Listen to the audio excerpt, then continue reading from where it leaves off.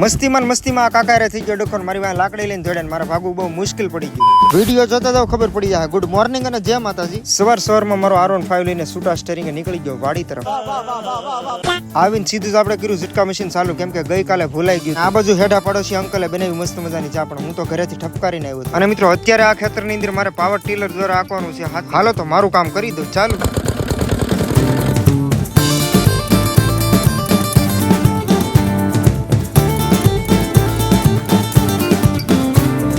મગફળીમાં હાથીનું કામ પતાવી દીધું, હવે જવાનું છે મારે ઘરે. એટલે મારો R15 લઈને તરત જ નીકળી ગયો ઘર તરફ. ફાઇનલી આવી ગયો ઘરે. સમય થઈ ગયો 1:06 મિનિટ. એટલે હું બેસી ગયો બપોરા, અને બપોરા કરીને તરત જ નીકળી ગયો ને આવી ગયો સીધો હેડા પાડોની વાડીએ, કેમ કે ભાઈ દવા સાટે છે. દવા પાછો ઘેરે ભૂલી ગયો, એટલે હું એને આપવા આવ્યો. અને થોડીક જ વારમાં આવ્યા એક ફૂંખાર અંકલ ની કરી આપણે ભારે માત્રામાં મસ્તી. હવે મસ્તીમાં અંકલ હારે થઈ ગયું બાંધણું, એટલે મારી પાસે લાકડી લઈને છે, મારે ભાગવું બહુ મુશ્કેલ પડી. અને અંકલ ની અણી કાઢવામાં કઈ બાકી જ નહોતું મૂક્યું, એટલે હવે અહીંયા થોડો ઉભો નકર તો એ પાછા વારો પાડી દે.